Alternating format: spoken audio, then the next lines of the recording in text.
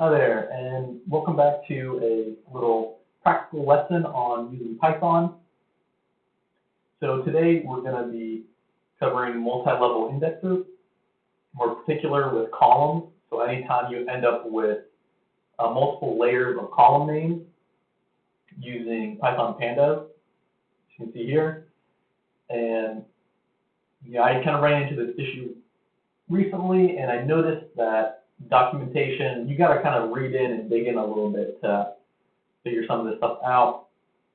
So I think I'll just make a quick video to see if this can help anyone.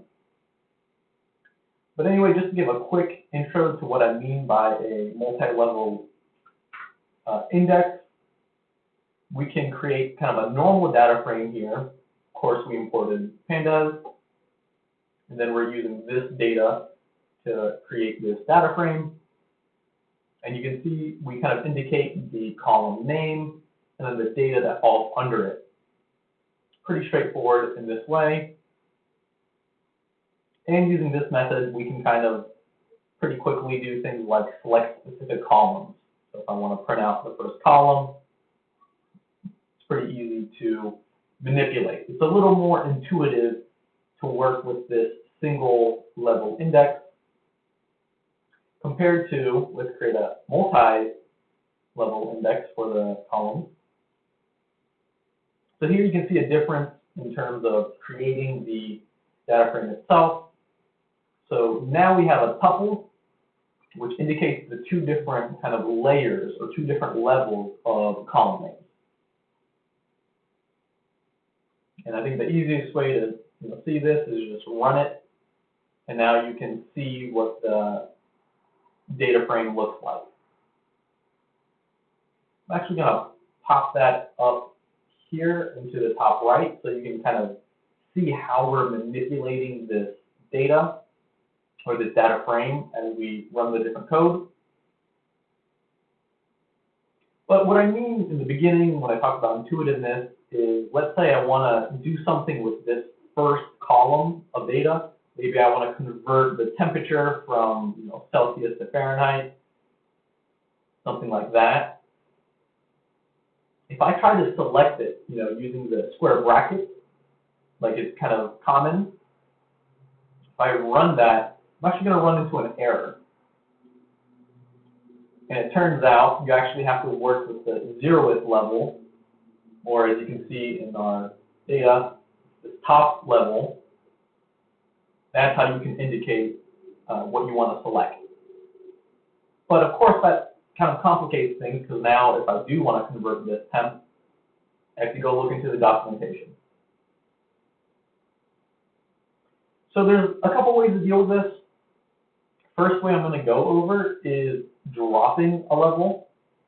So by dropping a level, we can kind of try and convert this more complicated looking data frame you see here into something more simple, to something with one level, so that we can kind of use a basic Python Pandas tool to manipulate it. So the first thing we're going to do is drop the outer layer. And so if we kind of hop back to the original data set, you can see this top layer of column names is actually the outer layer, and more accurately, it is the 0th left layer.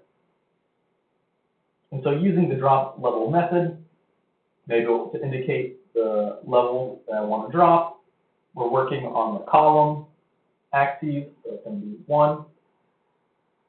And so you can see when I run this, all it does is it just completely drops this top level. On the other hand, I can also drop what's considered the inner layer, or the first level layer. And now you can see, going back to the original data, what we've done here is we've just dropped this bottom layer of column names. And you can kind of intuitively see an issue with either of these. This one's very blatant in terms of these numbers mean nothing if you're just looking at specific study areas. And a data frame like this might make sense depending on if where the study is from is important, whether it's study 1, 2, or 3. This could be useful, but what if you want to keep both of the information?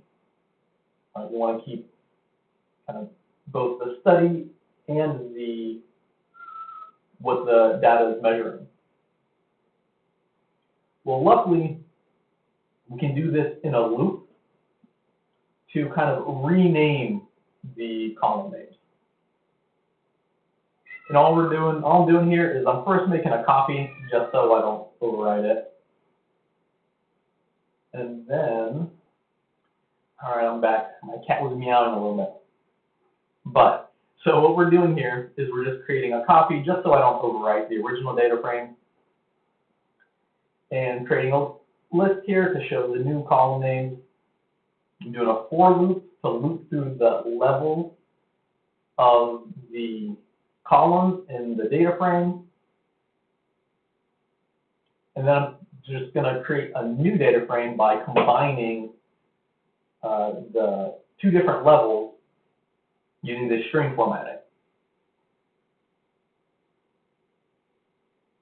And so after we do that, now we're appending the new column names to the actual data frame right here. And if I run this, you can see we get something like this, where this formatting is dictating how this final column name looks like. But you can see we've saved all the information all in this one place.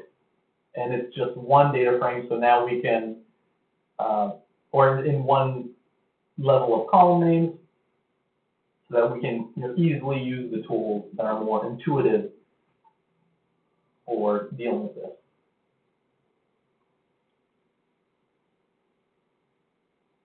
And of course, we can also edit the string if you want something else. We can just make it a space. You could do, whatever, anything you want. I tend to go with underscores for Python, but study already has a space, so it doesn't matter. And again, now you can see we can, pinpoint exactly what column we want to play with.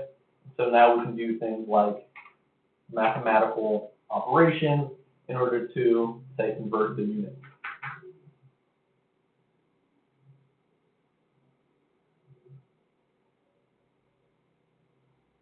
And that was all done using this chunk of code. You can also, so you can also use a list comprehension if you want to kind of shorten up the code a little bit. It's a little less intuitive what's going on here, but you end up with the same result. And of course, you can edit this similarly. Get a similar result. Now let's hop back for a second into the multi-level index in order to, if we're stuck with it for whatever reason, if we have to kind of play around with it, what are some common tools we can use? And this time I'm going to purposely kind of reorganize it just to show some of the ways, again, that we can manipulate the data. So this time I put study 1, study 3, and then study 2. Again, I'm going to go ahead and update this data on the top right just to see what our original data looks like, this original data frame. And first, we're going to go ahead and use the sort index method using axis 1, which is the columns, and level 0, which again, it is this top layer you see here. So here you can just see it's just reorganizing this into ABC order or numerical order.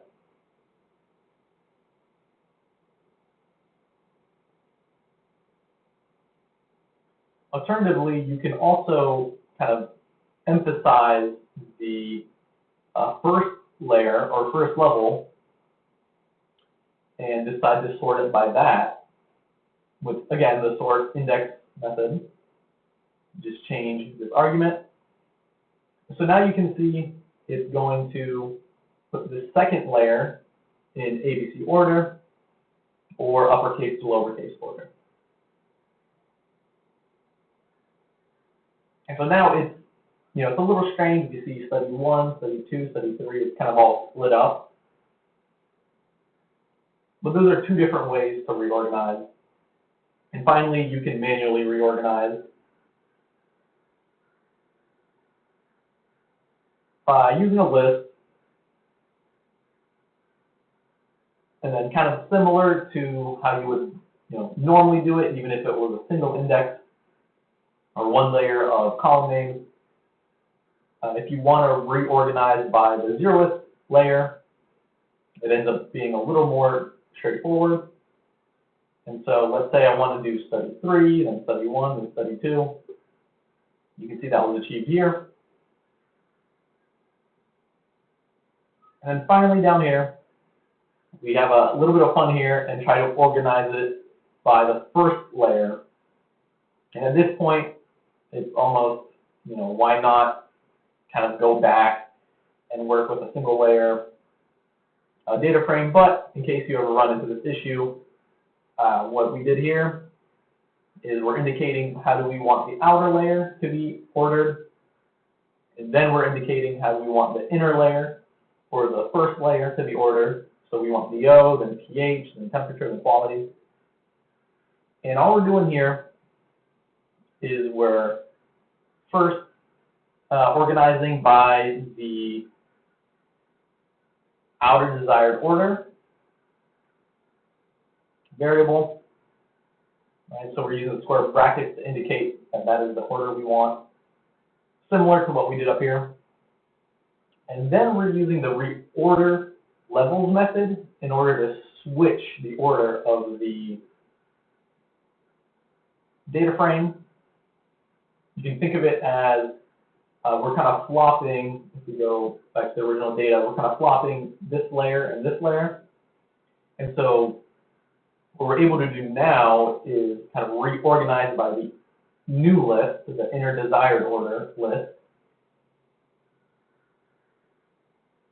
And so technically we're still rearranging by the 0th layer, but now the 0th layer is the temperature, the pH, and DO. In this final line of code, all we're doing is we're swapping again so that we end up with the study order is 3, 2, 1, and we have it in order of DO, then pH, then temperature, and then quality, just like we wanted here. Anyway, that's about it for that. Hopefully you're able to learn something here. Hopefully it'll save you some time, because it took me a little bit of Googling and ChatGPTing in order to figure out some of this stuff. But anyway, if you have any questions, of course, reach out. Otherwise, I'll see you next time.